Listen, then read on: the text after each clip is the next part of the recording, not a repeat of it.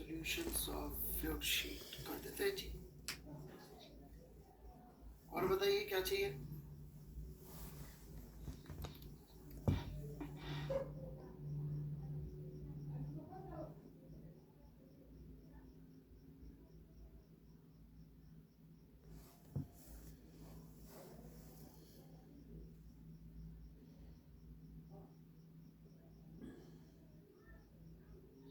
चलिए जी, हो गया, थोड़ी देर में हो जाएगा मतलब।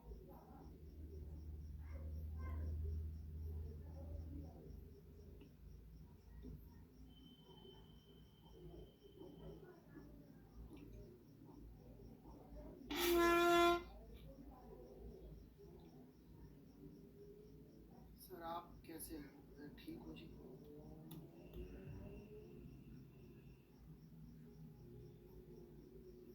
कुछ चटर्जी हीट के शीट का जी एडवांस का पैकेज है।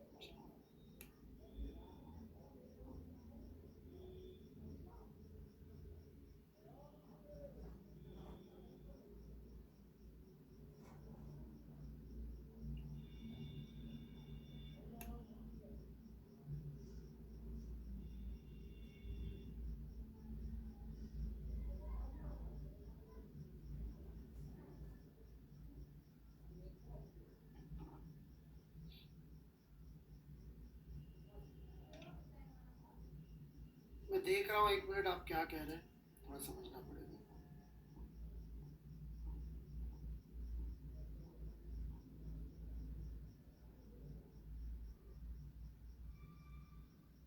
बड़े ध्यान से होमवर्क करता है भाई ये बच्चा, बड़ी खुशी की बात है। आप लोग भी इनसे सीख लेके हो सकता है इम्प्रूवमेंट कर रहे हो पढ़ाई में अपनी।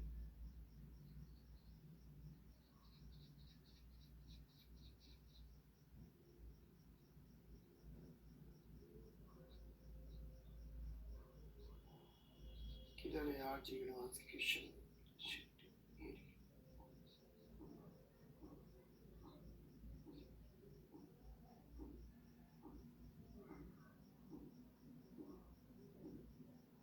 है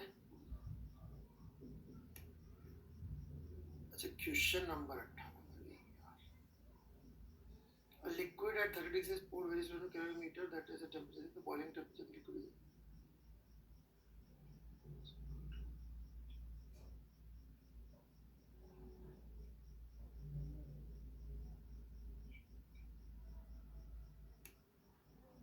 क्या कंफ्यूजन है, मुझे समझ में नहीं आया।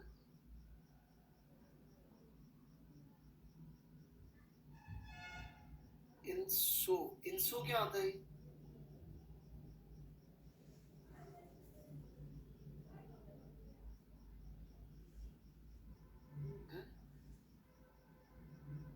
अच्छा, in solution they have assumed dimension 5 gram. This means 5 gram has been poured and 5 gram evaporated. मेरे समझ में नहीं आ रहा क्या कह रहा है। तुम्हारा आंसर आ रहा है इस सॉल्यूशन से?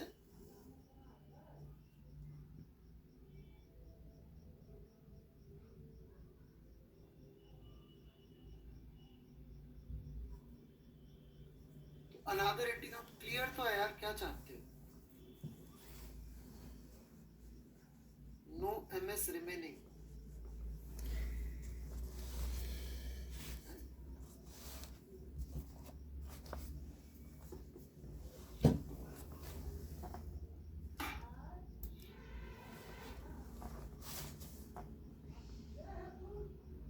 मुझे नहीं डाउट समझ में आ रहा चटर्जी, आप थोड़ा क्लियर कट लीजिए।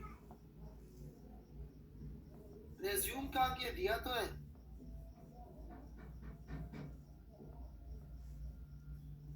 उसका टेम्परेचर 80 पे आया होगा तभी तो इवेपोरेट होगा भाई।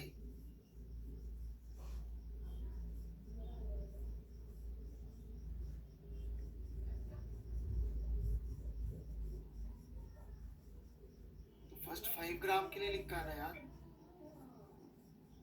पता नहीं आप क्या कहना चाहते हैं, आई डोंट अंडरस्टैंड।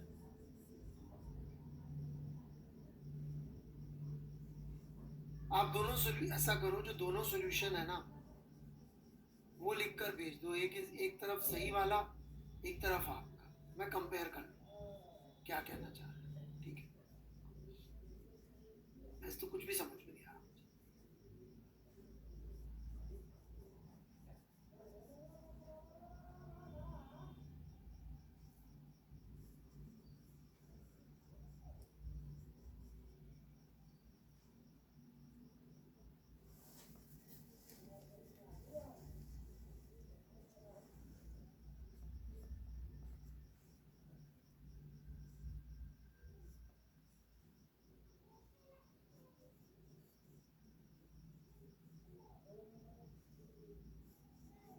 ये कौन पागल आदमी है? ये भाई ये गलत है सॉल्यूशन, पिछली क्लास में गायब थे क्या तुम? तब समझाया रॉन्ग है। जागो। हाँ अग्रवाल, पिछला लेक्चर देखो और हो सके तो शर्म भी करो।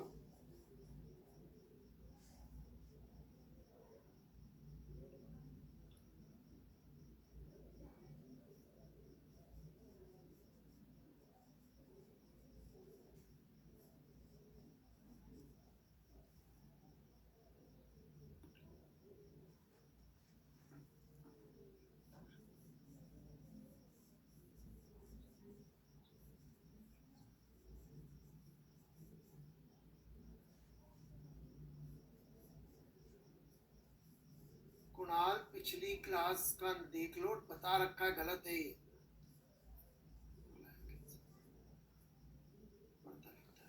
पिछली क्लास का लेक्चर मिस किया तुमने, जाके पिछला लेक्चर देख लो बेटा।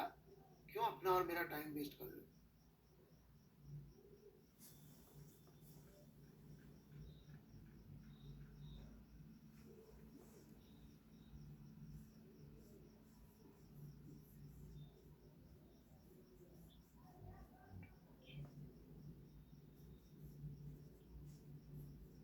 भाई ये क्या लिखा हुआ है नहीं समझ में आ रहा। Touching as it is almost touching exerted pressure by, नहीं नॉट क्लियर। यदि तुम ये कह रहे हो कि एच रो जी है यहाँ पे प्रेशर, तो गलत है।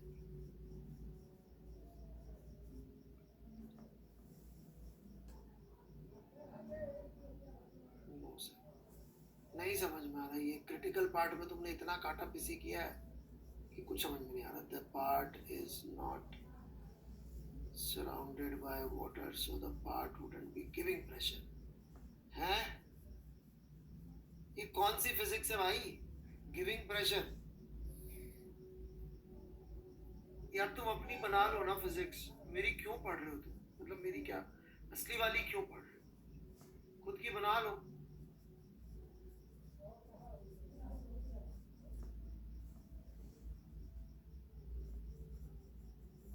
बेटे कुछ नहीं समझ में आ रहा है यहाँ क्या लिखा हुआ है।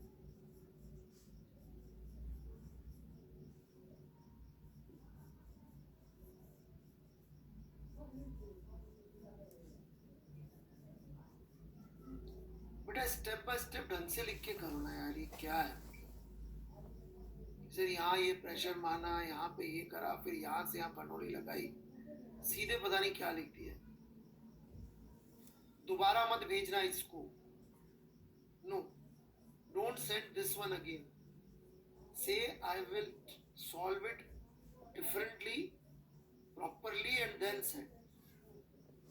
कई लोग दोबारा भेज दूंगा के नाम पे इसमें एक वर्ड चेंज करके भेज देते, लिखने में इतनी मौत आती है। नहीं चाहिए दोबारा, थैंक यू। अभी मेरा फ्रिक्शन तक हुआ, एमर्ज 2.0 से हूँ, अब आपसे करने चाहता हूँ।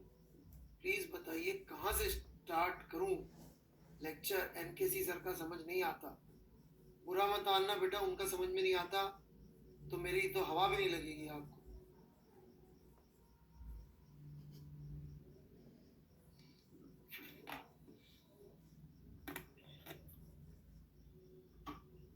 Sir sorry to disturb, please बता दीजिए कहाँ भेजना है। लिंक डाउट टैब में नहीं जा रहा।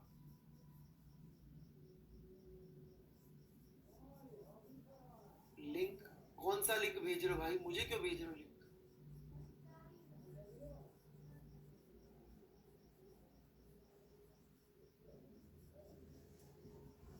अग्रवाल, मैं फिर से कह रहा हूं, आपने लेक्चर नहीं देखा, शेम ऑन यू। क्यों बच्चों, मैंने बताया था ना यहाँ वेलोसिटी जीरो नहीं होती। किसी को लगता है इस बच्चे ने लेक्चर देखा है?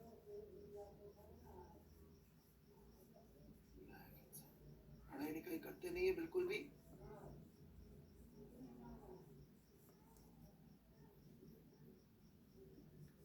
सीखना नहीं है लोगों को, they don't want to learn, सीखना ही नहीं चाहते। वो ईगो में ऐसा, मैंने एक बार कर लिया तो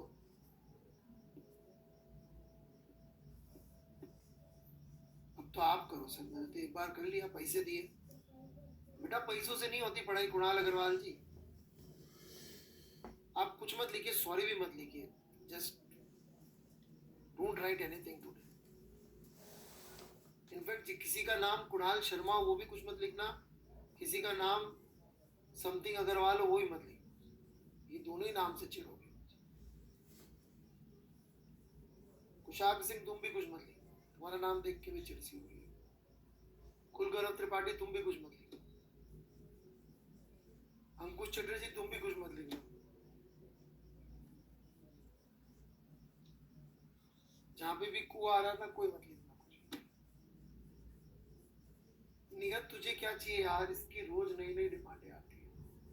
क्या चाहता है निगत, कौन सा एंटी है क्या?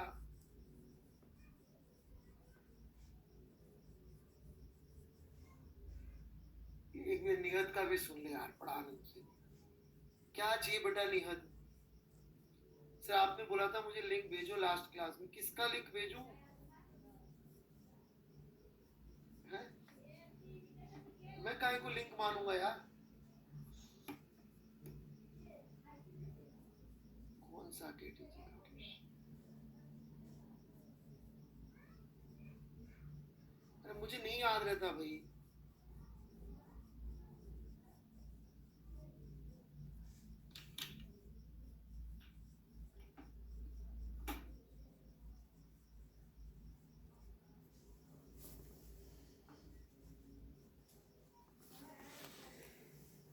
केटी जी की शीट में कुछ लफड़ा है।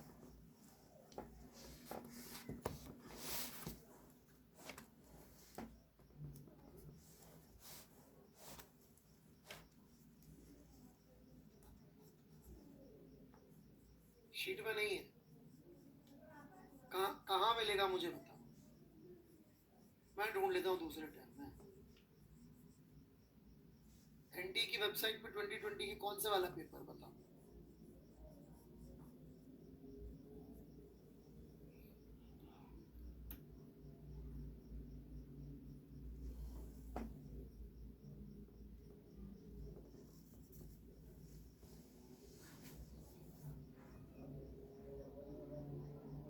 वैसे नहीं मिलेगा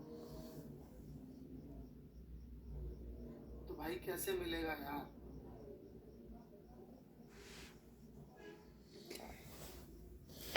क्या चाहते हैं यार? अबे तो उसका वो ले ले, कमेंट में डाल दे, बोला लिंक नहीं आ रहा तो स्क्रीनशॉट लेके भेज दे भाई, फोटो खींच के।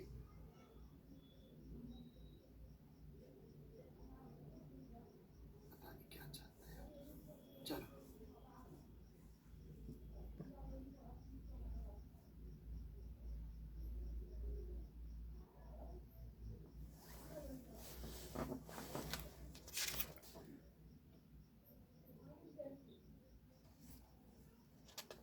मतलब मैं भी बहुत इंटरेस्टेड हूँ भाई, बट तुम कुछ बताओगे तो ही ना।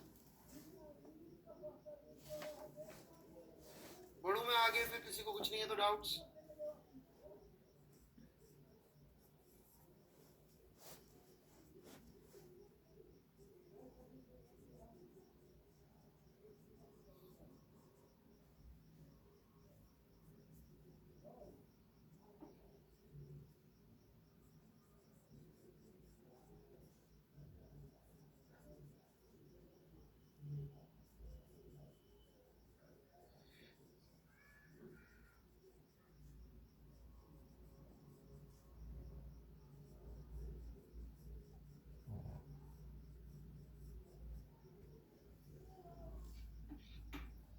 से करूं प्लीज बताइए, टेंशन में हूं। वहीं से करिए जहां से कर रहे थे। ऑलराइट, यहाँ थोड़ा हाई लेवल चलता है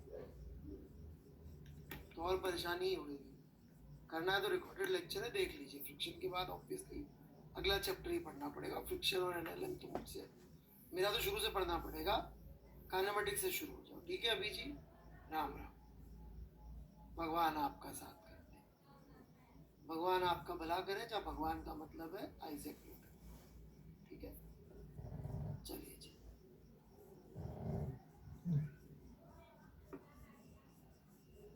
ड्रॉप, बबल,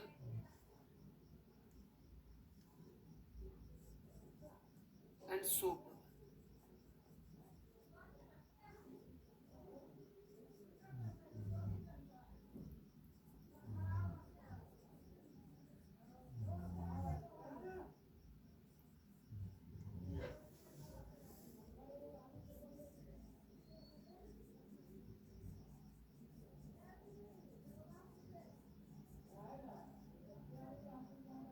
तो इसमें इंपॉर्टेंट बात यह है कि ड्रॉप और बबल एक ही कैटेगरी में आएंगे और सोप बबल अलग कैटेगरी में आएंगे। सुन के ऐसा लगता है कि ड्रॉप और बबल है तो बबल सोप बबल जैसा होगा, ठीक है। तो ड्रॉप मतलब क्या? ड्रॉप मतलब जैसे कि लिक्विड है और चारों तरफ एयर है। बबल मतलब क्या?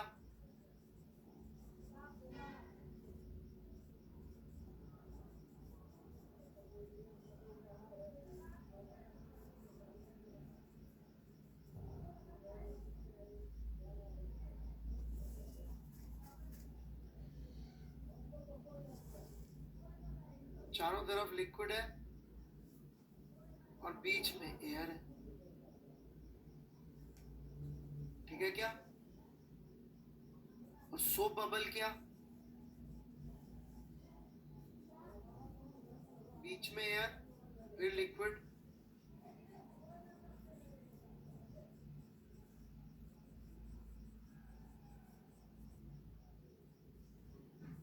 और फिर चारों तरफ एयर।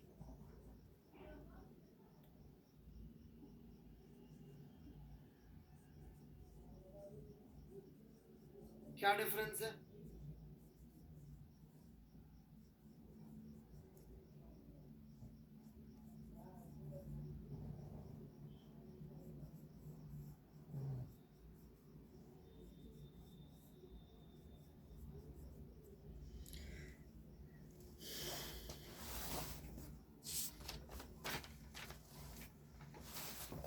क्या डिफरेंस दिख रहा है?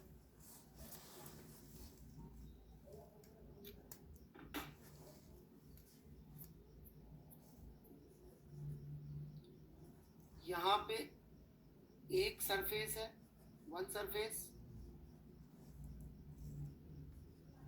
यहाँ पे भी एक ही सरफेस है, जबकि यहाँ जरा ध्यान से देखिए, एक्चुअली दो सरफेसेस होंगी।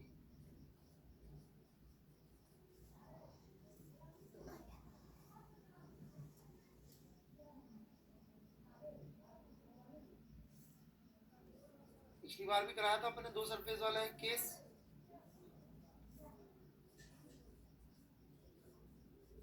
समझ में आ गया? सोप बबल में दो सरफेसेस है, एयर लिक्विड का एक इंटरफेस ये है और एयर लिक्विड का एक इंटरफेस ये है। तो दो इंटरफेस हो गए एयर लिक्विड के, राइट।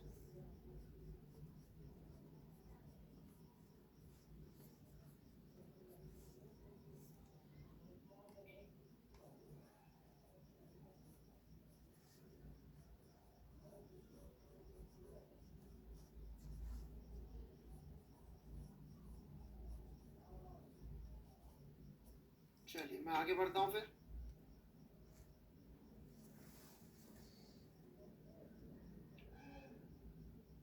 अब यदि ये ऐसे कर्व्ड है, थोड़ा समझाने की कोशिश कर रहा हूं। यदि एक इलास्टिक मेम्ब्रेन ऐसे कर्व्ड है तो ये कर्व तभी हो सकती है कि आपको क्लास का एग्जाम्पल याद हो कि कौन सा प्रेशर ज्यादा होगा या बराबर होंगे।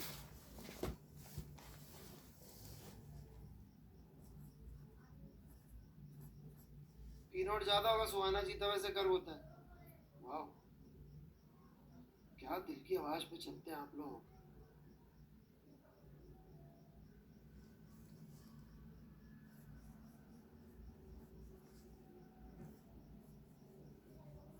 याद करिए सुहाना जी, आपको या तो किसी ने बर्थडे में बुलाया नहीं है, बुलाया तो आपने बर्नौली थ्योरम नहीं पढ़ी है, ज्यादा ही बर्थडे कर लिए। अपन ने ऐसे इलास्टिक मिरर को खींचा था और ऐसे हवा खींची थी, तो जिधर हवा खींची थी उधर प्रेशर कम हुआ था और कर्वेचर अंदर की तरफ बन गया था, राइट है भाई सुहाना जी। तो प्रेशर ज्यादा होगा तो ही मोड़ेगा ना वो उसको, जिस तरह प्रेशर ज्यादा है वो मोड़ देगा, ऐसे कर्व कर देगा।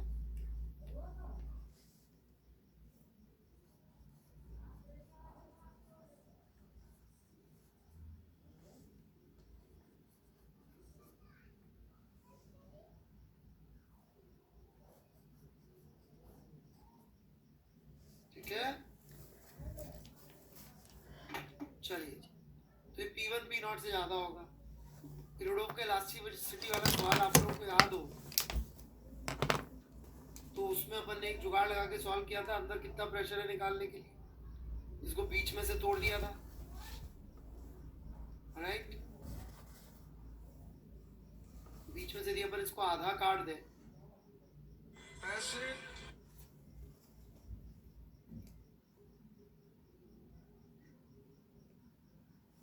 और ऐसा बोल दे इसमें एयर लिक्विड भरा हुआ है या जो भी भरा हुआ है, हाँ बिल्कुल सही विभूति कुमार जी। तो एक तो एयर इसको इधर से पुश कर रही होगी या लिक्विड भरा हुआ है तो लिक्विड पुश कर रहा होगा P1 पाई आर स्क्वायर से। एक इधर से भी लग तो रहा होगा प्रेशर P0 वाली साइड से भी, लेकिन ये जो प्रेशर लग रहा होगा P0 वाली साइड से वो अलग अलग एंगल्स पे लग रहा होगा। लेकिन अपन ने यदि फ्लूइड स्टैटिक्स ध्यान से पढ़ी है तो अपन को पता है उन सबका नेट इफेक्ट हम ऐसे कह सकते हैं कि it is going to be P0 into pi r square. क्योंकि यदि मैं यहाँ पे एक एयर का वो मान लूं, समझ में आ गई ना बात, इधर P0 into pi r square net force आ जाएगा। इधर अपन ने काटा ही ठीक बीच में से, ठीक बीच में से काटा है, तो अंदर जो भी भरा हुआ था वो भी इसके साथ ही चला गया। प्लीज समझिएगा, सिस्टम के अंदर अपन ने क्या किया है, जो लिक्विड अंदर भरा हुआ था उसको भी ले लिया, प्लस ये सरफेस, और इस सरफेस को इधर से खींच रही होगी सरफेस टेंशन का फोर्स। जो बीच में से काटने के सबसे बड़ा फायदा क्या हुआ कि T इंटू 2πr हो गया, right. So T into 2πr plus P0 pi r square is equal to P1 pi r square.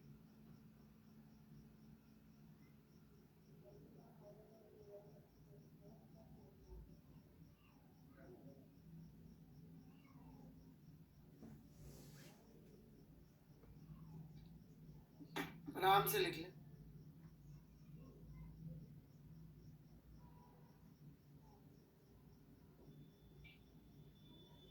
पहले लिख ले मितुल जी, मुझे नहीं लगता आपने लिखा होगा, बिना लिख के डाउट पूछ रहे इसका कोई मतलब नहीं, और अब समझ में आएगा भी क्योंकि आप लिखते ही नहीं।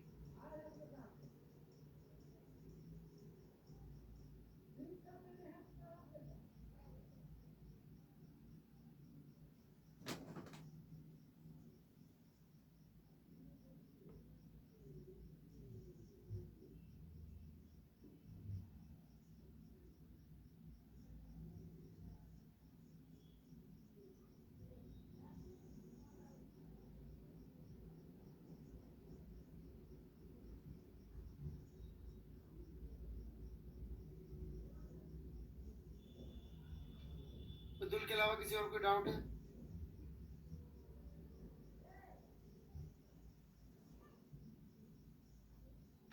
एरिया वेक्टर वाला कोई कॉन्सेप्ट नहीं है बेटा। फ्लूइड डायनामिक्स में अपन ने फ्लूइड स्टैटिक्स में बताया था कि ऐसा कोई रैंडम सरफेस भी होगा तो अफेक्टिवली अपन ऐसा कर सकते हैं कि इसके सामने एक एरिया मान लो, जितना प्रेशर ये इस पे लगाएगा उतना इस पे लग जाता है हॉरिजॉन्टल। ऐसा सवाल था जिसमें अपन ने ऐसा कर्व सरफेस लेके उस पर हॉरिजॉन्टल फोर्स अपन ने सीधे सीधे वॉल से लिख दिया था, यदि आपने फ्लूइड स्टैटिक्स पढ़ी होती तो।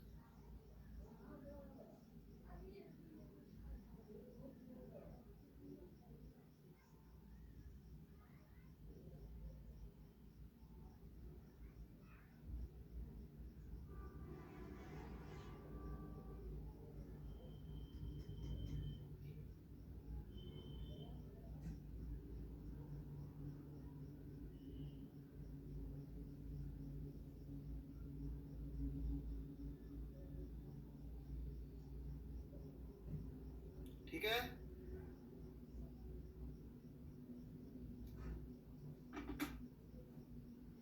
और कोई डाउट?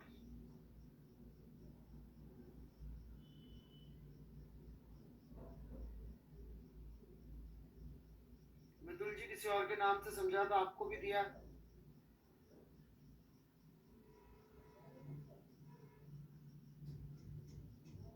अच्छा, यदि सोप बबल होता तो डिफरेंस इतना सा होता कि दो दो लेयर्स से इसके ऊपर फोर्स लगता कि नहीं लगता? ये वाली सरफेस से भी फोर्स लगता और इससे भी लगता, होती बहुत पतली है। तो सोप बबल में जो प्रेशर आता वो 4T/R आ जाता। तो ये फॉर्मूला ट्रू है इन दोनों के लिए। अंदर कितना एक्स्ट्रा प्रेशर होता है? Excess pressure 2T/R। ये एक्सेस प्रेशर हो गया ना एक्स्ट्रा, और ये वाला फॉर्मूला ट्रू है सोप बबल के लिए। उसमें कितना एक्सेस प्रेशर होगा? 4T/R। एक्सेस क्यों? मतलब एक्स्ट्रा कितना, मोड़ने के लिए कितना एक्स्ट्रा प्रेशर चाहिए।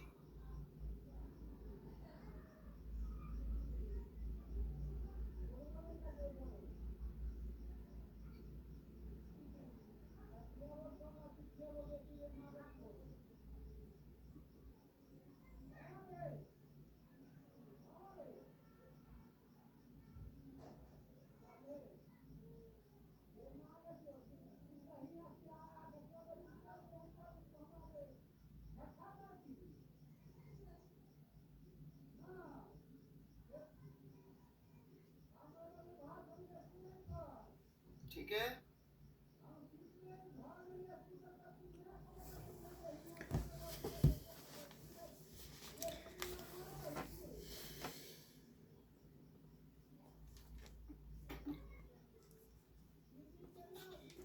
चलिए आगे बढ़ो। मैं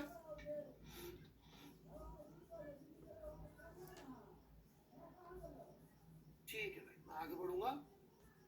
एक छोटी सी चीज थोड़ा ध्यान से सुनिएगा, काम आएगी आगे। कहीं पर मुझे एक सरफेस मिलती है कर्व्ड, इतनी है, ठीक है ना, लिक्विड की सरफेस है जिसका रेडियस ऑफ कर्व भी, और ये पूरा भी नहीं है ना, पूरा सर्कल भी नहीं है, इतनी है बस। ये सेमी सर्कल भी नहीं है, ठीक है ना, साफ साफ दिख रहा है सेमी सर्कल नहीं। ये इसका रेडियस ऑफ कर्वेचर यहाँ। तो हम ये कंक्लूड कर सकते हैं कि यदि अंदर की साइड प्रेशर P और बाहर की साइड अंदर की side pressure P plus delta P है और बाहर की साइड प्रेशर P है, तो ये डेल्टा P की वैल्यू 2T/R होगी।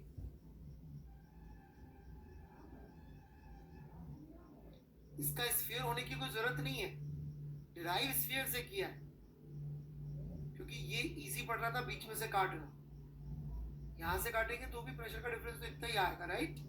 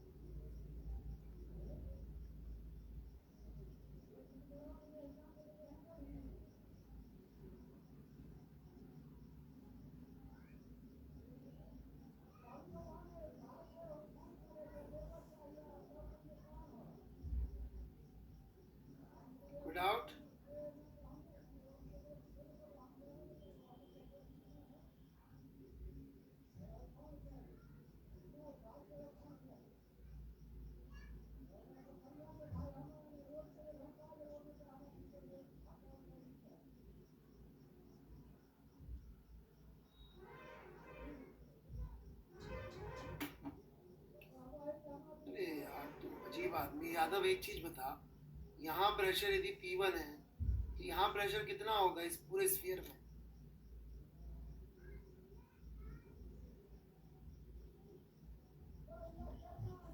तो यदि मैंने यहाँ से फॉर्मूला निकाल लिया तो वैलिड तो यहाँ के लिए भी है। यहाँ के लिए निकालने में तकलीफ होगी, तुझे निकालना है निकाल ले, ऐसे गंदे गंदे से फोर्सेज आएंगे। ओके का क्या लिखते हो? ओके क्या लिखते हो? ओके क्या होता है? मैं हालचाल पूछ रहा हूँ तुम्हारे। लिख ले कंपोनेंट, कर ये गंदी गंदी रेडियस निकाल करके लाना अगली क्लास में, दर्द तब समझ में आएगा।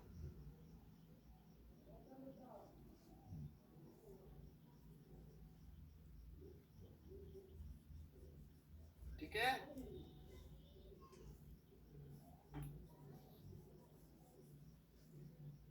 लेकिन अपन यहां से निकाल के इसके लिए बोलते तो भी यही था, इस येलो वाले के लिए निकाल के व्हाइट वाले के लिए बोल देंगे तो भी बात तो सेम ही है।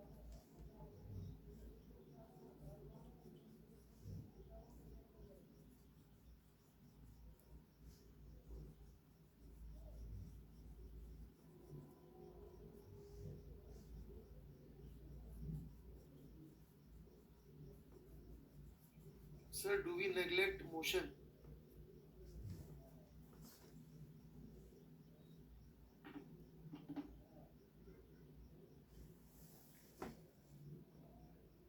किसका मोशन हो रहा है मेरे भाई?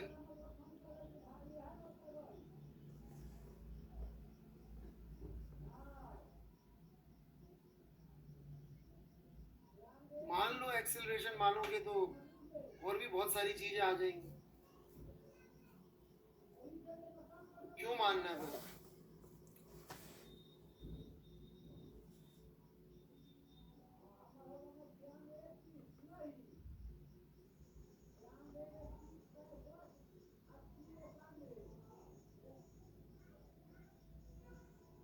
वेलोसिटी होगी तो कोई फर्क पड़ नहीं रहा, एक्सेलरेशन के लिए हमें डिस्कस करते नहीं है। ठीक है, सोच रहे थे आप प्रैक्टिकल एग्जांपल ऑफ रेनफॉल को सोच रहे थे।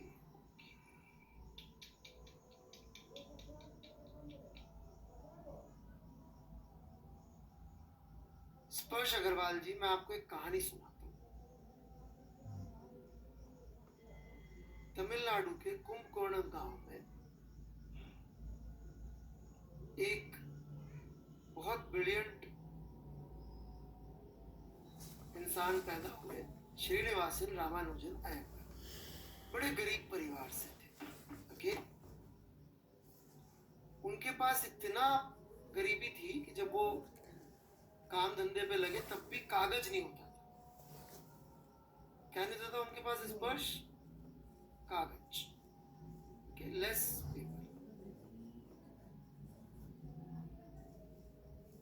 तो वो क्या करते थे? बहुत सोचते थे। उनके पास क्या था? बहुत दिमाग। ठीक है, लेस पेपर मोर ब्रेन। ये है रामानुजन, श्रीनिवास रामानुजन अयंगर। ओके, इधर है स्पर्श अग्रवाल।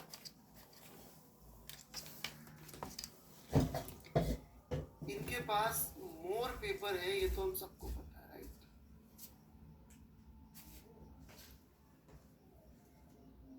अरे शुभम कुमार, जहां आप मेरी क्लास में ऑफलाइन में बैठे होते तो एक एक बार सबको सुनाने का मौका भी मिलता।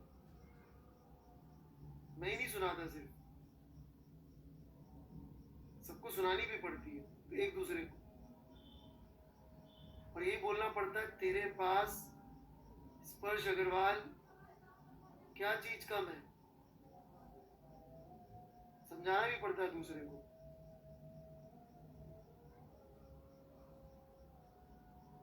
पूरा लिखो, ब्रेन लिखने से क्या होगा? स्पर्श अग्रवाल, तुम्हारे पास कहानी सुनानी तो पूरी सुनाओ।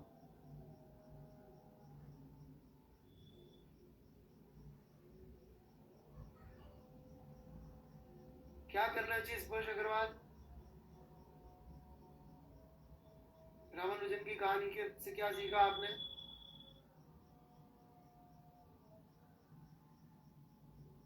नहीं, मुझे नहीं फॉलो करी। पेपर पे पेन चलाइए। और फिर भी आपने रेन की बात कर ली, तो रेन ड्रॉप्स की वेलोसिटी एक्चुअली कांस्टेंट होती है। ठीक है, थोड़ा पढ़ लिया करें सोचने की जगह। सोचना बिल्कुल लास्ट का पार्ट है आपके लिए, है ना? कम है ना अपने पास?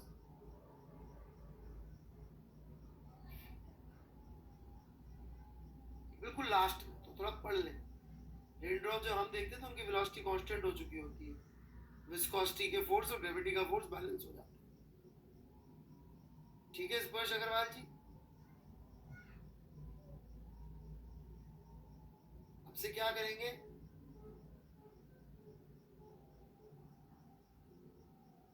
ही इज ऑल्सो अग्रवाल। मुझे क्यों बुरे आदमी की याद दिला रहे हैं यार?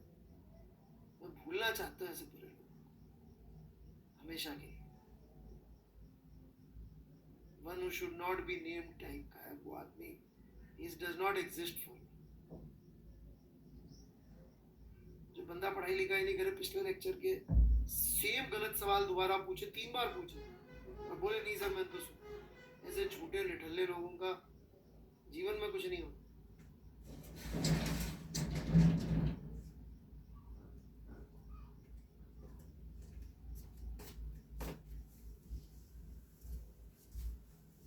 चलिए जी, बढ़ू मैं आगे।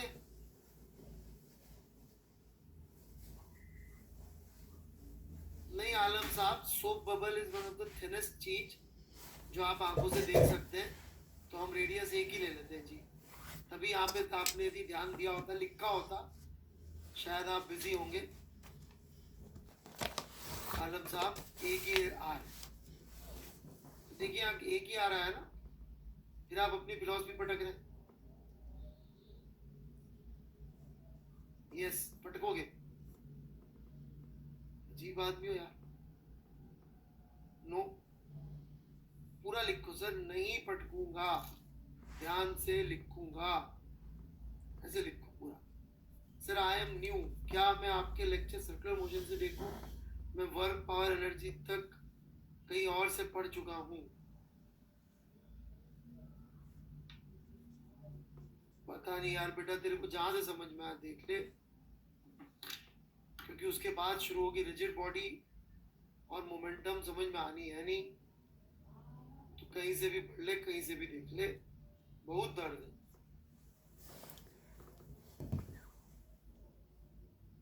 यहाँ सिलेबस खत्म होने को आ गया है।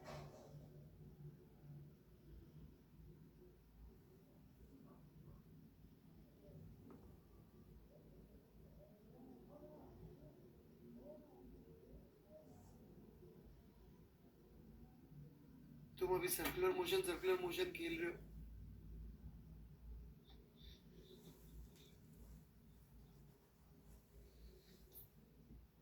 आयुष केशरवानी, अब वो दूसरे टीचर से भी इसलिए छोड़ना चाहते हो क्योंकि उसने मोमेंटम पढ़ाया होगा, और मोमेंटम जो है वो बहुत जोर से लगता है, बहुत जोर की इंपल्स लगती है उसमें भेजे पे, तो इसलिए वहां से भाग के इधर आ रहे होंगे। और क्या है, मैं जानता नहीं हूँ क्या भगोड़ों को? यहाँ बहुत सारे थे।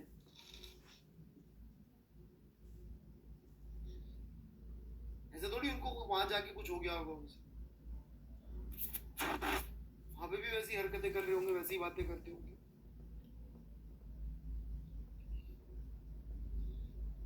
सबको लगता है मैं जीवन में जेई की तैयारी पहली बार कर रहा हूँ, तो सामने वाला भी पहली बार करवा रहा होगा। छोटा बच्चा नहीं होता है, छोटे बच्चे के ऊपर आप ऐसे कपड़ा डाल के नहीं खेलते उसके साथ,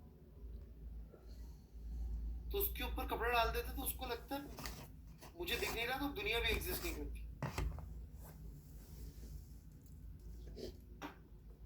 रियली साइकोलॉजिकल स्टेटमेंट में एक्सपेरिमेंट किया था, तो उन्होंने बताया ऐसा।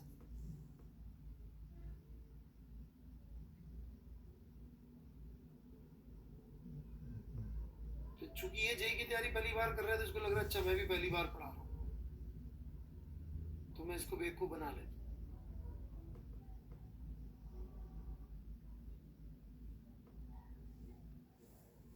बन गया भाई मैं बेवकूफ जो अच्छा। चलो पढ़े। Ready everyone with this? Formula याद रहेगा ये? ठीक है। अच्छा इसमें मैं जो बहुत ही घिसे पिटे सब टाइप के सवाल है वो नहीं करा रहा हूँ पर बता दे रहा हूँ घिसे पिटे टाइप के सवाल कैसे आएंगे।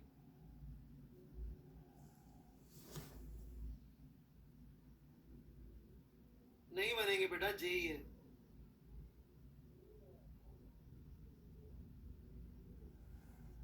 लाखों करोड़ों रुपए की नौकरी मिलती है भाई, कुछ तो दम होता होगा करने वालों में। नहीं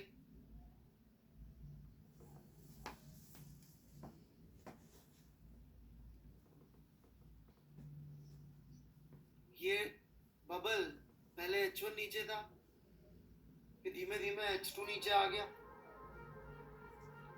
तो अब इसकी रेडियस कितनी होगी ऐसे सवाल बनते। ठीक है क्या? तो इसकी इक्वेशन लिख के दिखा देता हूँ मैं आपको, आप सोच ले एक मिनट, है ना। मैं सॉल्व नहीं करूँगा, बहुत गंदी इक्वेशन बनती है, मतलब कैलकुलेट सॉल्व इक्वेशन इजी होती है, सॉल्व करना टेढ़ा।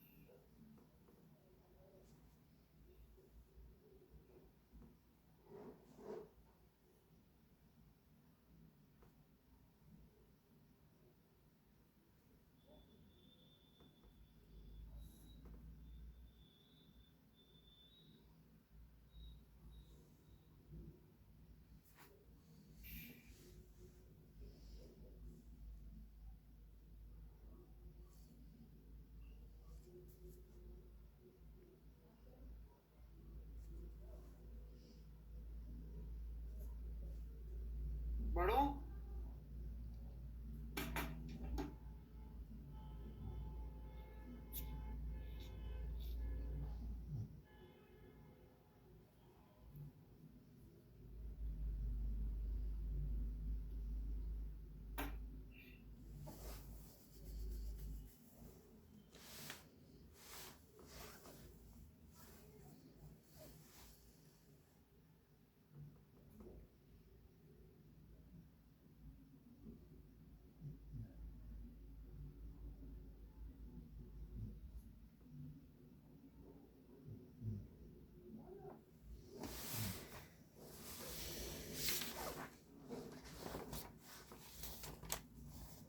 चलिए जी देखिए, बड़ी सिंपल सी कहानी है। ये H2 नीचे था, यहाँ पे प्रेशर है P0 plus rho g H2, तो हम मान लेंगे आइसो को थर्मल प्रोसेस हो रहा है, तो इसके अंदर कितना प्रेशर हो जाएगा P0 plus rho g H2 plus 2T/R into इसकी नई volume V2 is equal to P0 plus rho g H1 plus 2T/R1 into V1, जहाँ पे V2 would be equal to 4/3 by R2 cube. हो गया काम। और ऐसे V1 लिख लो, तो वो सॉल्व करने को बोलेंगे R के लिए तो गंदी गंदी क्वेश्चन बन जाती है, इसलिए मैं नहीं कहा।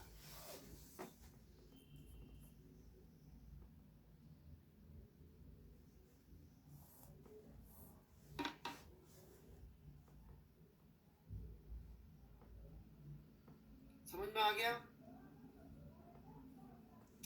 ये बिल्कुल फर्जी टाइप के सवाल होते हैं, बिल्कुल आप लोगों के लेवल के कल बढ़े आगे।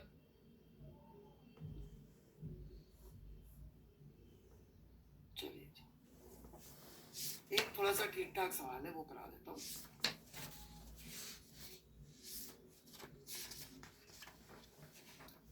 ओरिजिनल सोर्स से कराता हूँ आप लोगों को थोड़ा अच्छा। ठीक है, वो एक दो भाई पूछ रहे थे ना कि सर मैं कहाँ से पढ़ूँ, समझ में नहीं आ रहा था इस टीचर से उस टीचर से, उनको समझ में आ जाएगा कि यहाँ समझ में आना क्यों मुश्किल है? क्योंकि हम शुरुआती पहला ही एग्जाम्पल खतरनाक जगह से ले रहे हैं।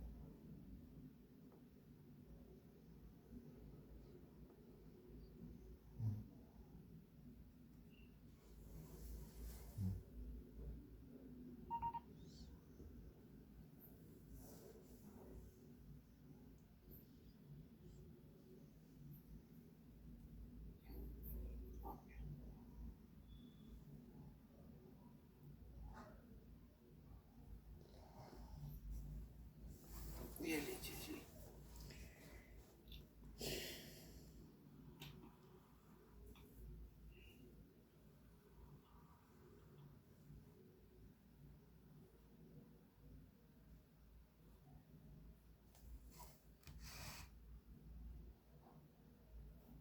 वन 61।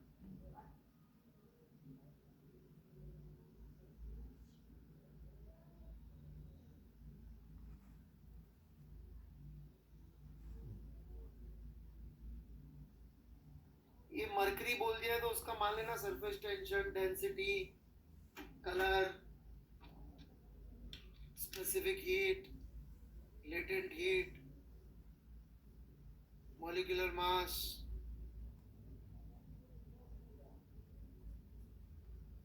सब दे रखा है।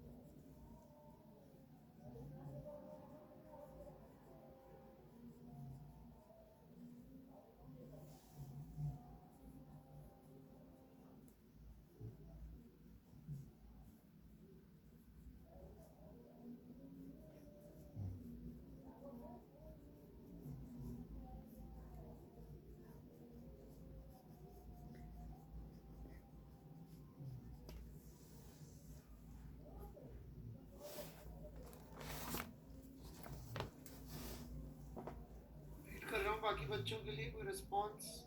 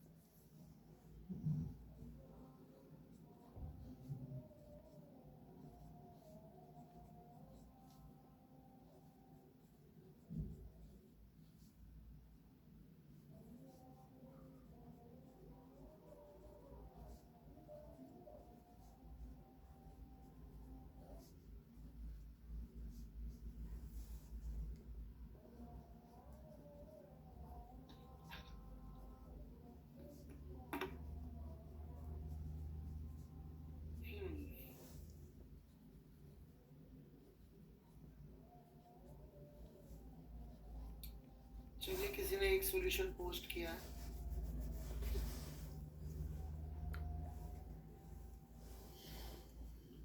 देखिए कैसे करेंगे। शुरू करता हूं मैं। एक तो ध्यान से देखिएगा, होल बहुत छोटे डायमीटर का दिया उसने, माइक्रोमीटर के ऑर्डर का। ठीक है, अपन इतना छोटा बनाएंगे तो कुछ नहीं दिखेगा, ये छोटा होगा तभी काम करती है चीज।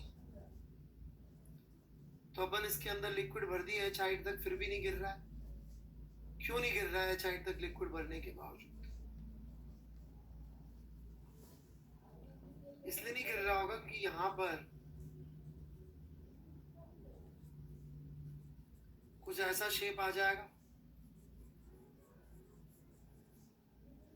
जैसे आपने कभी बंद नल को कभी देखा हो तो उसके नीचे ऐसे पानी इकट्ठा होता रहता है, थोड़ा सा जब टपकता हुआ बंद नल होता है और फिर उसकी एक वैल्यू साइज हो जाती है, तब जाके गिरता है।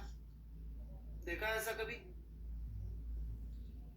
एग्जैक्टली उसी की बात मैं कर रहा हूं।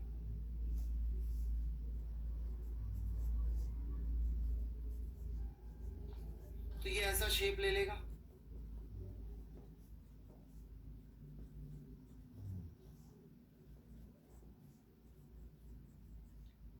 अब इसके ऊपर यदि अपन फोर्स देखें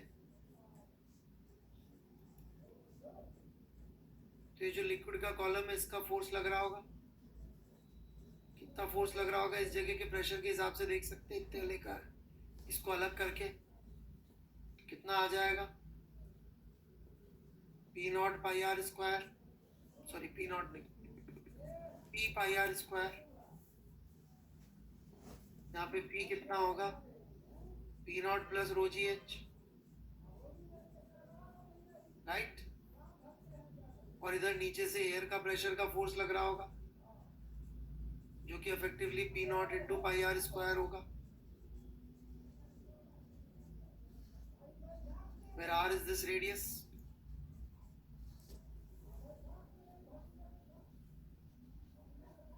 ठीक है, यहां तक तो ऊपर से फोर्स ज्यादा लग रहा है, तो फिर भी क्यों नहीं गिर रहा है? एनीबॉडी?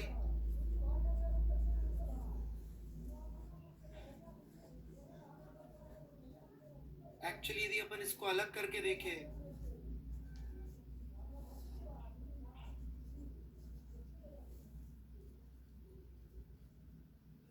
तो इसके ऊपर ऐसे सब सरफेस के सब पॉइंट्स ऐसे सरफेस टेंशन के फोर्सेस आ रहे होंगे, राइट। कई बेवकूफ तो दो फोर्स बोल देते हैं। जैसे जैसे ये हाइट बढ़ती जाएगी, प्रेशर बढ़ता जाएगा,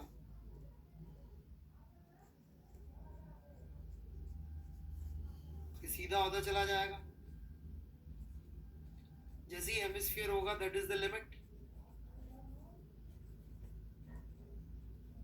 तो अभी यदि अपन फोर्स देखें जो नीचे लग रहा है, that is P naught plus rho g h into pi r square. Actually इसका वेट भी है, पर वो आर इतना छोटा है कि अपन उसको इग्नोर करते हैं, ठीक है ना। एक्चुअली इसका वेट भी है, पर वो आर नहीं इतना छोटा रखा है, कोई मीनिंग नहीं निकलेगा उसका। और ऊपर की तरफ P naught into pi r square plus T into two pi are.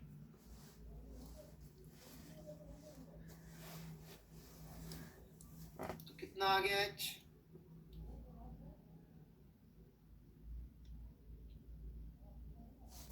2t by rho g r. आप देख सकते हैं बहुत ज्यादा बड़ी तो हाइट नहीं आएगी, रो खुद 1000 में होता है, जी 10 में, तो 10⁴ नीचे है, इसीलिए आर जो उन्होंने माइक्रोमीटर में दे रखा है, तब जाके कुछ हाइट आएगी। और सरफेस टेंशन भी बहुत बड़ी नहीं होती है, किताबों से पढ़ा होगा तो आपने पाया होगा सरफेस टेंशन छोटी सी क्वांटिटी है।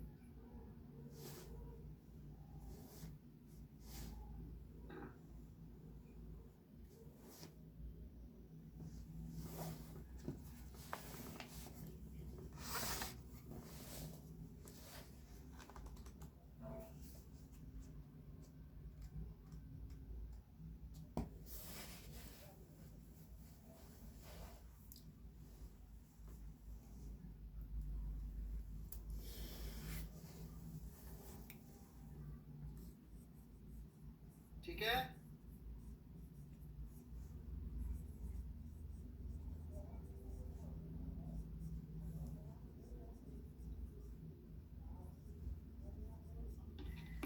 बढ़े आगे।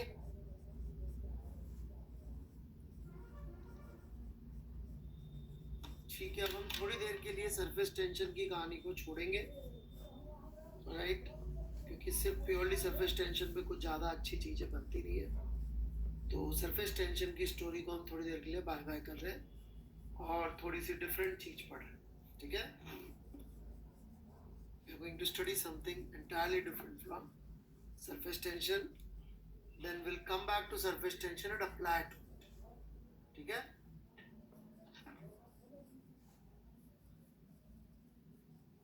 चलिए जी, किसी को कुछ पूछना हो कि सर मैंने वेक्टर तक पढ़ा है, आपकी क्लास कहाँ से ज्वाइन करूं?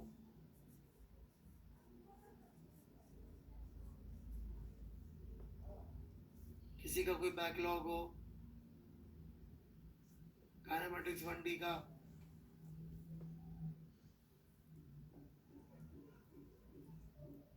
कोई नया स्टूडेंट हो?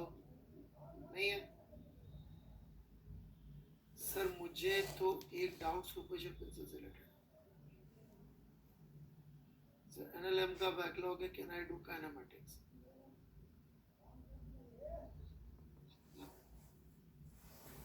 वाह कौशिक जी, क्या लोग हैं।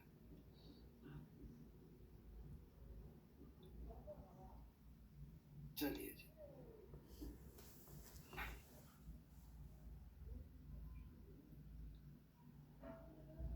चलिए शुरू करते हैं कहानी।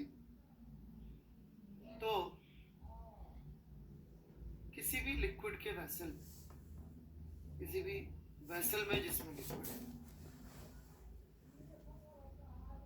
उसमें एक कहानी तो अपन ने सरफेस टेंशन की बताई थी, वो चली रही थी, क्योंकि ऊपर एयर है, इधर लिक्विड है, दोनों की डेंसिटी में बहुत अंतर है, तो इधर के इंटरेक्शन की लफड़ेबाजी होती है। ठीक है, ये तो एक कहानी थी इसे। अब हम थोड़ी सी दूसरी कहानी शुरू कर, ठीक है।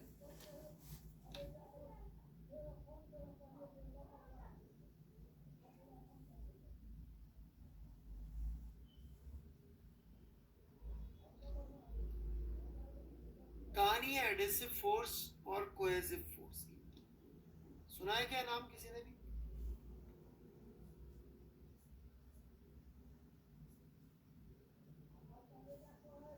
या केमिस्ट्री का भी बैकलॉग चल रहा है? प्रभात कुमार यादव, प्रेम कुमार, इन्होंने नहीं सुना, इनका केमिस्ट्री का भी बैकलॉग है। क्लास 9th का बैकलॉग इन लोगों।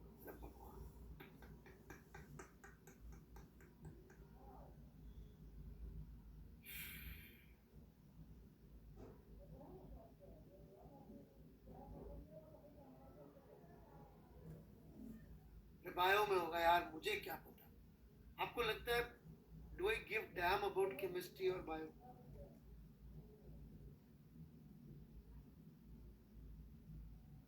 मेरी बला से हिस्ट्री में हो सकता। चलो, तो एडेसिव फोर्स किसके बीच में लगता है भाई?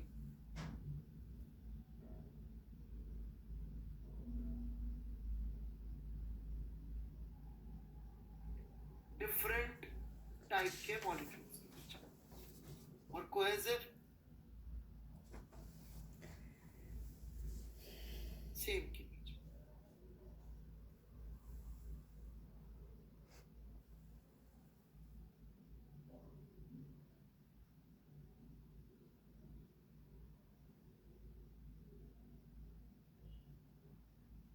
ठीक है, चलिए अब ये जो मॉलिक्यूल्स हैं,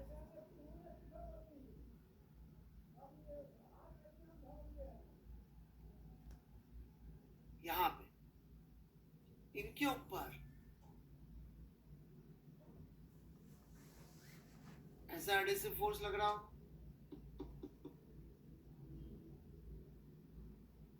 राइट?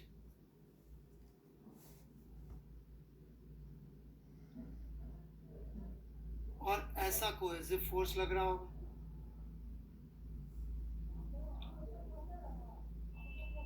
बट जैसे ही हम लोग कॉर्नर में आते हैं तो लिक्विड की वजह से लग रहा एडेसिव फोर्स तो अभी भी इसी डायरेक्शन में आएगा।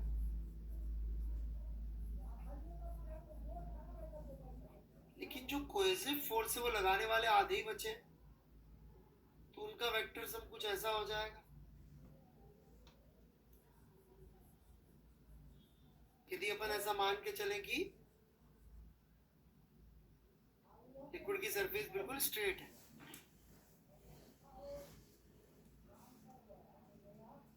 आराम से लिख ले, कोई जल्दी नहीं है।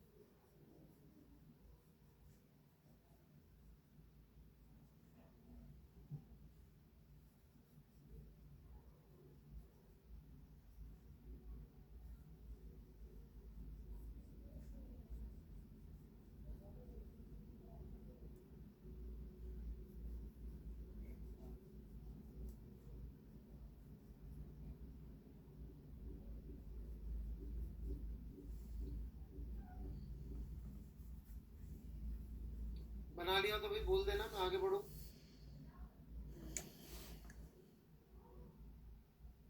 चलिए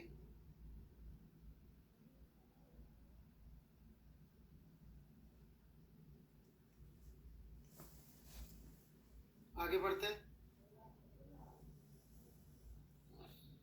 तो इसकी वजह से एक नेट फोर्स इस दिशा में आ जाएगा, राइट?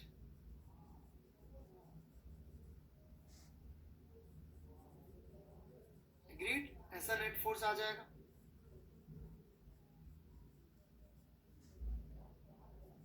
तो जो लिक्विड की फ्री सरफेस होती है वो नेट फोर्स के परपेंडिकुलर होती है, आपको याद हो तो?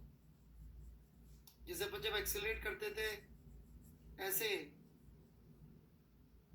तो फ्री सरफेस ऐसी हो जाती थी, राइट?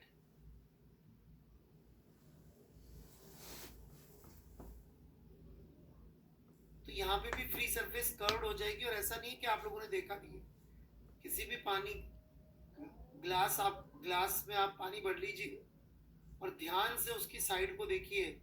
ये तो मैंने थोड़ा सा ज्यादा बना दिया ताकि दिखाई दे। तो साइड में आपको ऐसा दिखाई देगा, इसको बोलते हैं मेनिस्कस।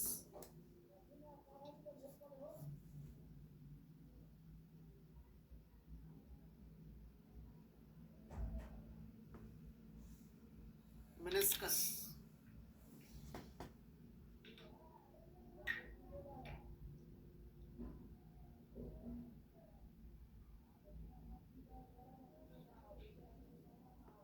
ऐसे कर्व्ड हो जाता है साइड वाला।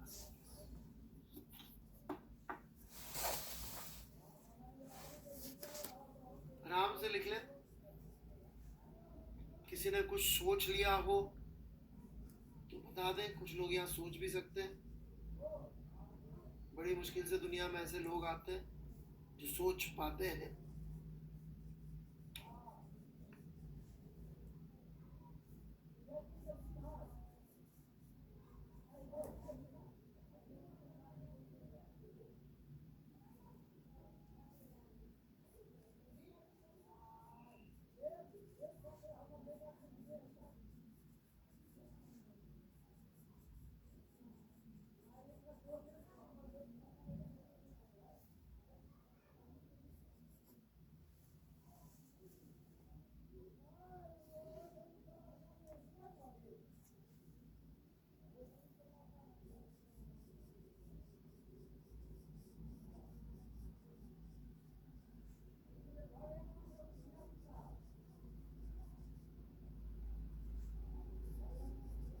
हाँ भाई, किसी ने कुछ सोच लिया?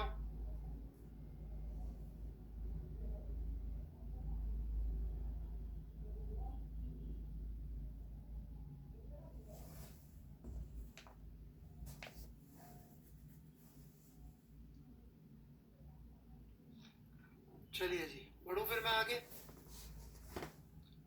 अब इसका जो सबसे ज्यादा असर है वो दिखाई देता है कैपिलरी। कैपिलरी क्या होती है भाई?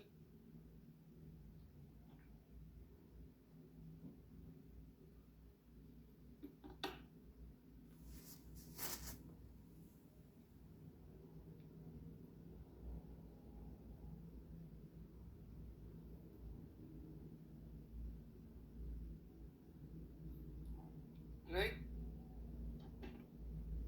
ये हिस्ट्री में आता है ना शायद, कि पेड़ों में पानी ऊपर क्यों जाता है, या सिविक्स में आता है? सिविक्स में आता है शायद।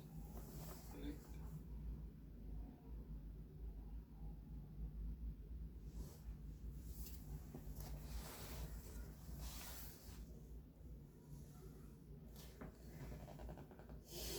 वो प्रभात मैथ्स में नहीं आता, इज्जत से रहो।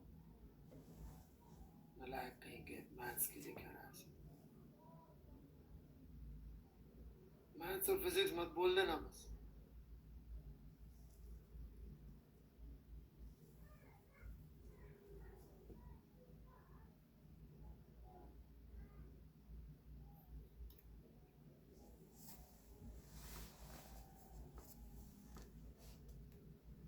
चलिए जी,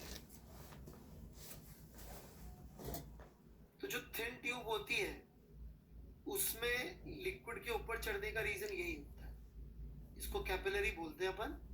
तो कैपिलरिटी अब अपन सीखने जा रहे हैं, ठीक है? ये एक्सपेरिमेंट हो सकता है आपने भी कभी लैब वगैरह में स्कूल में करवाया हो। करवाया गया आपको कैसे थिन ट्यूब में लिक्विड डाला हो, राइट? तो आपने देखेंगे कि वो लिक्विड ऊपर उठ जाता है, but is to be very very thin tube. आप ये नहीं, वो जो स्ट्रॉ आती है कोको कोला वाली, वो लेके बोले सर देखो नहीं जा रहा ऊपर, वो नहीं चलेगा, ठीक है ना?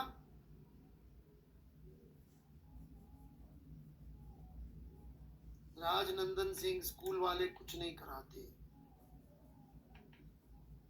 Okay.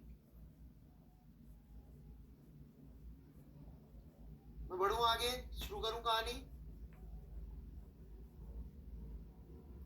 ओके, तो थोड़ा बड़ा बना रहे ताकि दिख जाए। होती माइक्रोमीटर की होती है ये।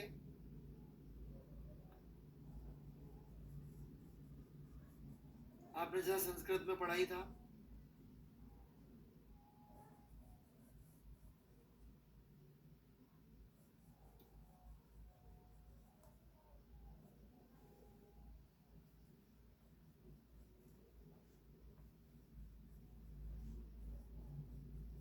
तो ये ऐसे कर्व्ड हो जाएंगी, ठीक है? अब ये जो एंगल होता है, राइट, ये भी बड़ा इंटरेस्टिंग चीज है। ये कितने एंगल पे कर्व्ड होती है, ओके? तो थोड़ा सा मैं इसके विषय में और बता देता हूँ, फिर कैपिलरिटी पे जाता हूँ। थोड़ा सा छूट गया था मुझसे। ये एंगल को हम कहते हैं कॉन्टैक्ट एंगल। जरा डेफिनेशन लिख लेना कॉन्टैक्ट एंगल की, बोलो। Angle between surface of solid and liquid, angle between surface of solid and liquid measured through the liquid. Last वाला पार्ट बहुत इंपॉर्टेंट है।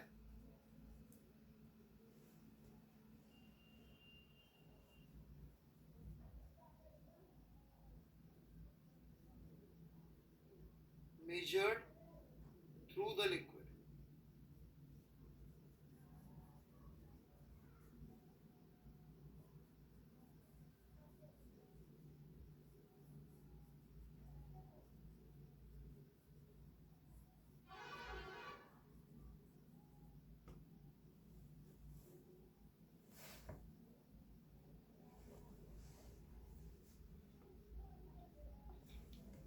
लिख लिया। अब ये मेजर थ्रू द लिक्विड क्यों बोला है? क्योंकि कल से कोई आ जाए और इधर से नाप ले तो अपन उसको रोक तो नहीं सकते, तो इसलिए मेजर थ्रू द लिक्विड। ठीक है क्या बात? मैं ऐसा करता हूँ, इसका वाला पार्ट कराता हूँ जो कैपिलरी के बिना वाला है, कि कैपिलरी वाले में फिर और दो चार चीजें आ जाएंगी, उसके बिना वाला करा देता हूँ आज। ठीक है, कैपिलरी अगली क्लास में करा दूंगा, तो कराती हूँ कैपिलरी का। ये समझ में आ गया सबको? अरे मत जगह छोड़ यार, जगह छोड़।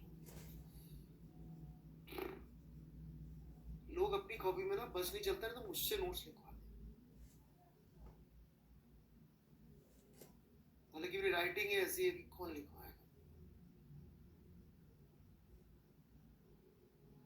स्कूल की मानसिकता से बाहर आ जाओ नियत।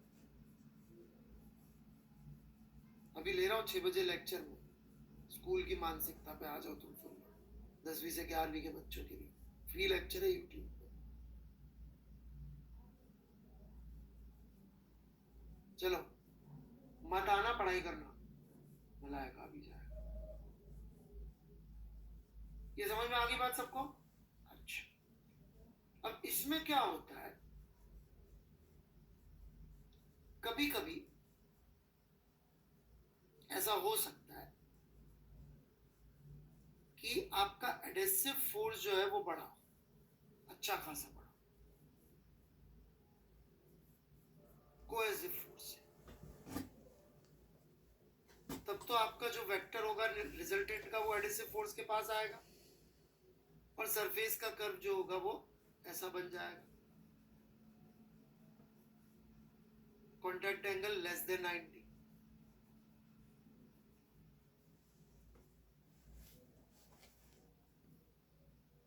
परंतु मान लीजिए कोहेसिव फोर्स अच्छा खासा बढ़ा,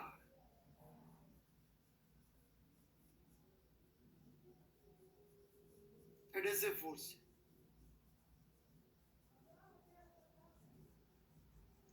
तो रिजल्टेंट फोर्स इस डायरेक्शन में आ जाएगा। और इस केस में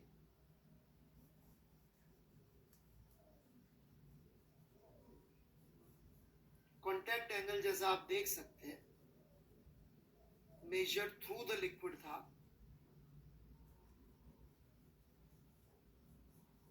तो 90 डिग्री से बड़ा हो जाएगा।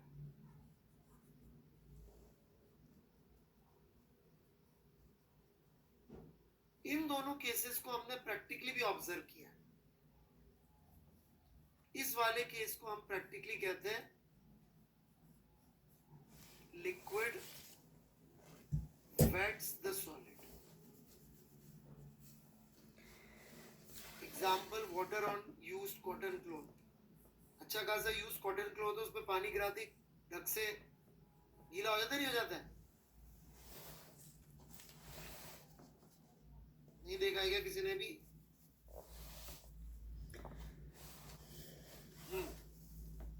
और ये वाला केस होता है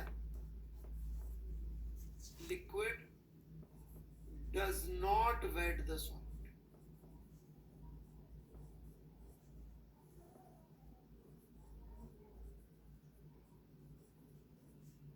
जैसे कि अपन ने कोई भी नया कपड़ा खरीदा, खासकर सिंथेटिक, उसमें पानी गिरते ही हटा भी दो तो हट जाता फिसलते हुए।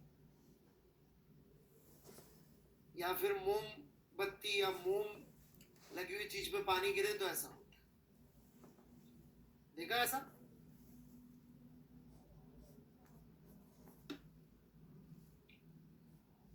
तो ये वाले केस में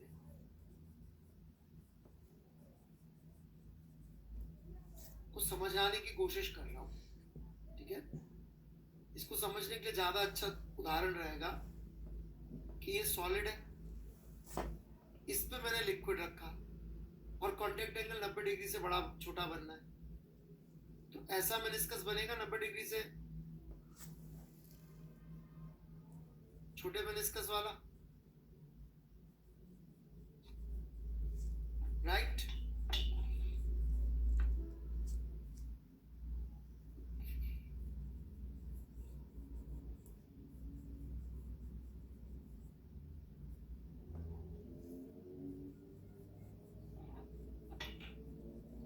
तो यहां आप देखेंगे तो ये फैलता ही चला जाएगा, और आप देख सकते हैं नेट फोर्स कुछ ऐसा आ रहा होगा जो चिपका के रखे, तो इसलिए दिस वेट्स द सॉलिड। बना लीजिए, चित्र बना लीजिए, सोच लीजिए, कोई डाउट हो तो पूछ लीजिए।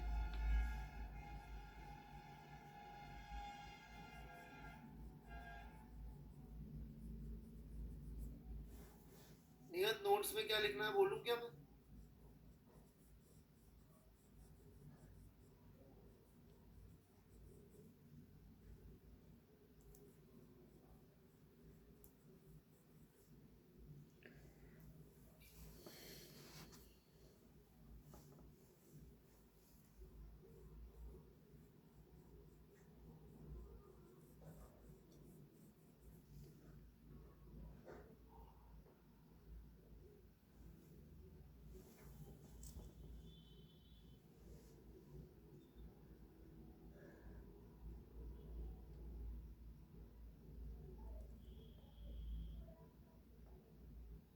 नहीं है कुछ भी? लिख लिया सबने?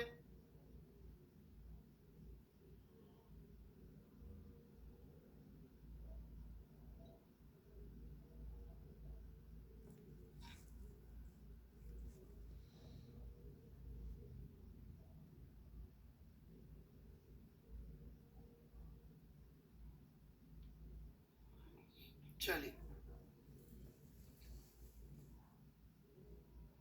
अब सेम एग्जांपल इधर लेते हैं। तो यहाँ पे ऐसे बनना है सरफेस की 90 डिग्री से बड़ा है,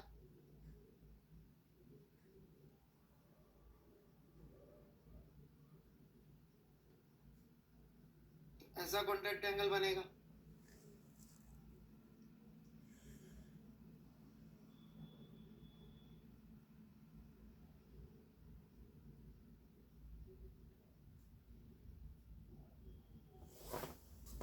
राइट?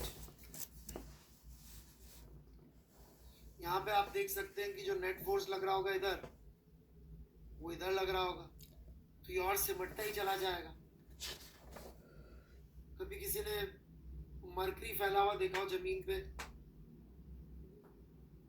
तो वो ऐसे ग्लोब्यूल्स बना लेता है और खुद के खुद में ही फंसा रहता है। पानी देखेंगे तो फैल जाता है। हाँ, थर्मोमीटर तोड़ के देख सकते हैं।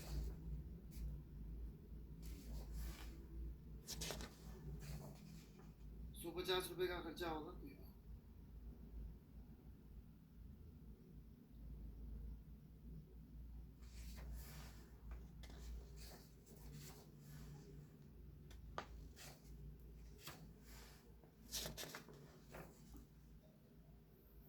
रिबू जी, आप साइंस के लिए इतनी सी डांट नहीं खा सकते? धिक्कार है आप,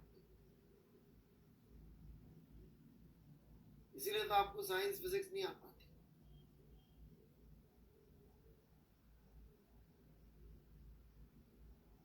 धिक्कार का मतलब, धिक्कार का मतलब क्या होता है? लानत थोड़ा ज्यादा हैवी हो जाता है, थोड़ा शेम ऑन।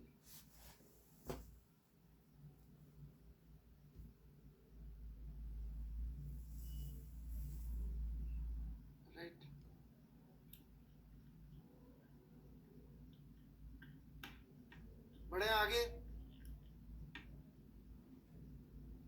नॉट वेटिंग बिल्कुल क्लियर है। डिफरेंस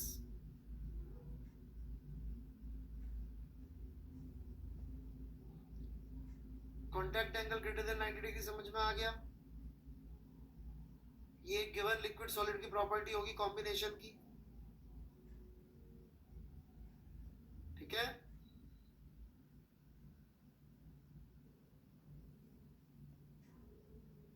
जैसे कि ग्लास और वाटर की कॉन्टैक्ट एंगल होता है 0 डिग्री, ऑलमोस्ट 0 डिग्री, और सिल्वर और वाटर का कॉन्टैक्ट एंगल होता है ऑलमोस्ट 90 डिग्री।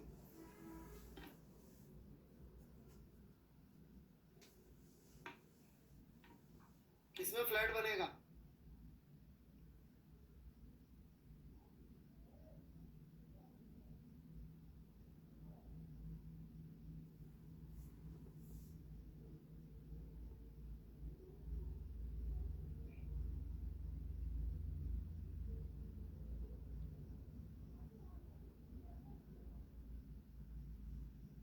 हे भगवान, ये कुछ लोग बना के नहीं देखते।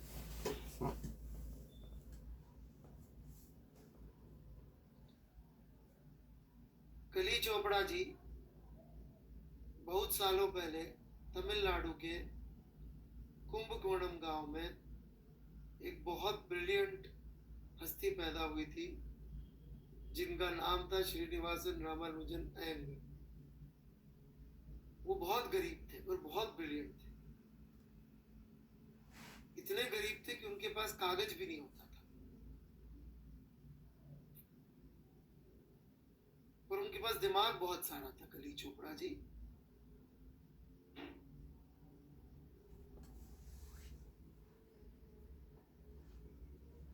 कली जी, सुना और समझने में बहुत अंतर है।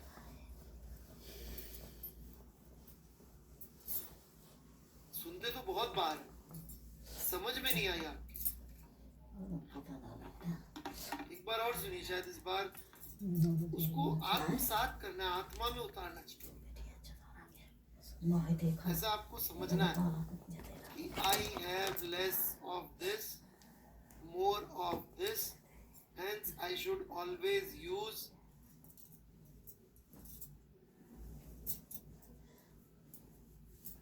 very good. More paper, less दिमाग, so most to be used is paper, है ना? या फिर आप क्लेम कर रही हो ऐसा कि मैं इस कैटेगरी में हूं, तो फिर वैसे बात कर ले अपन।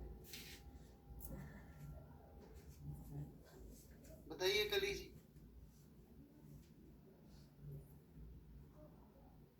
ग्लास वाटर का कॉन्टैक्ट एंगल 0 डिग्री है तो वो ऐसा बने, ऐसे पेन चलाना।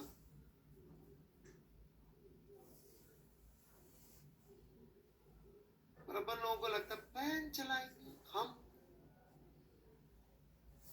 वहां से भेजा हमें इनका उद्धार करने के लिए।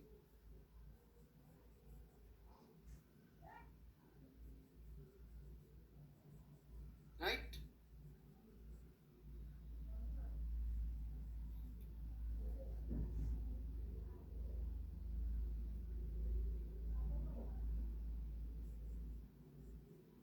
सिल्वर वाटर के अंदर क्या होगा? कॉन्टैक्ट एंगल 90 डिग्री था, ऐसा रहे, मतलब मेनिस्कस नहीं बनेगा, ठीक है। चलिए मैं यहीं रोक रहा हूं, कोई डाउट हो तो पूछ लो। जीवन में किसी को परेशानियां चल रही हो,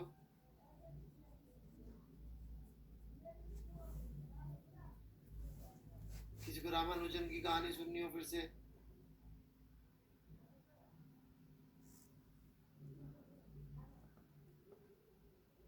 ट्वेल्थ कब से स्टार्ट होगा?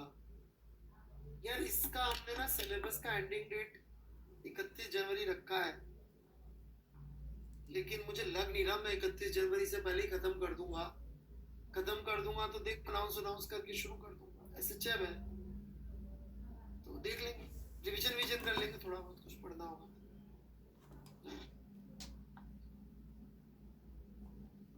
शीटें कर लेंगे discuss,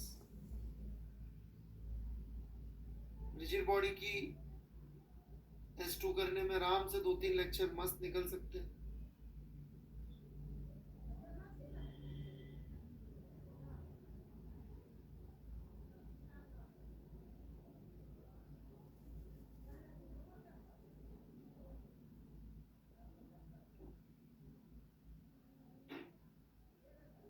sir doubt Kunal Agarwal, ओ सॉरी कुणाल जी, मेरी तबीयत थोड़ी सी खराब हो गई, सॉरी, पता नहीं क्या हो रहा है। सर प्रीवियस क्लास में सरफेस टेंशन वायर 2 सरफेस पे कैसे लग रही थी? सरफेस टेंशन वायर 2 सरफेस पे कैसे?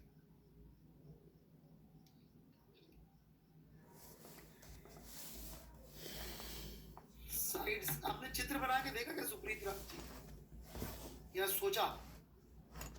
मेहनत करी होगी ना आपने सोचने की।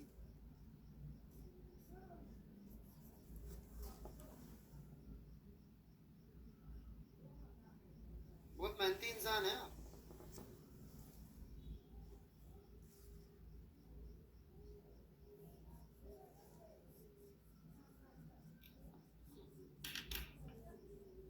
सोपी वायर ये क्या होता है?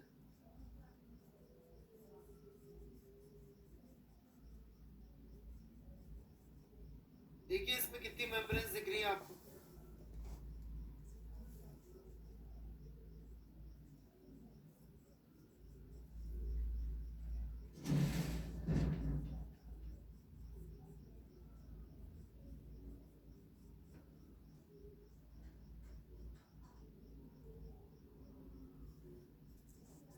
एक ही दिख रही है आपको सरफेस, बहुत बढ़िया।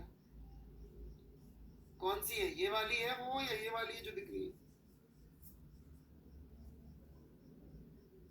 ये एक वाली दिख रही है, 2 वाली दिख रही है सरफेस?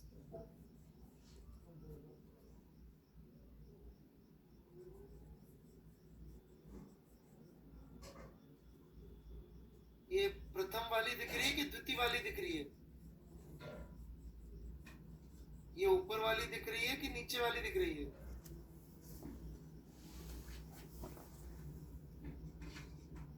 ये ऊनो वाली दिख रही है कि दोस वाली दिख रही है?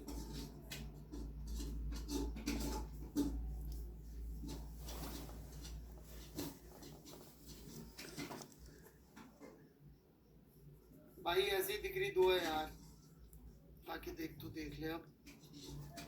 सर अ जनरल रिलेटिविटी, भैया जनरल रिलेटिविटी नहीं आती मुझे, अच्छा sorry, query what should be our first priority to revise? Class illustrations के अच्छे क्वेश्चन, शीट के अच्छे क्वेश्चन, झा साहब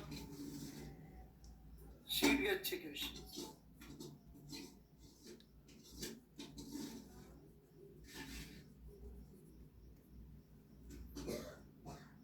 ठीक है, बंगाली में क्या बोलेंगे 1 और 2 को?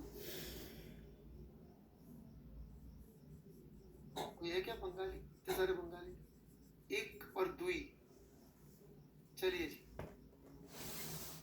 फर्जी है जी रुद्र राय दुर्गा जी। सर 12th में भी ऐसे ही पढ़ाना, ऐसे ही मतलब ये हिंदी की गिनती 4-4 बार बोल के पागल हो क्या? अच्छा रामानुजन की कहानी रोज सुनाया करो, ठीक है? नियत को रोज रामानुजन की कहानी सुनिए, ओके। जैसे आज मैंने 2-2 बार रामानुजन की कहानी सुनाई, नियत चाहता है 12th में मैं रोज 2-2 बार रामानुजन की कहानी सुनाया करूं। चलो जी मजा आ जाएंगे। थैंक यू नियत जी, मुझे सबसे ज्यादा मजा उसी में।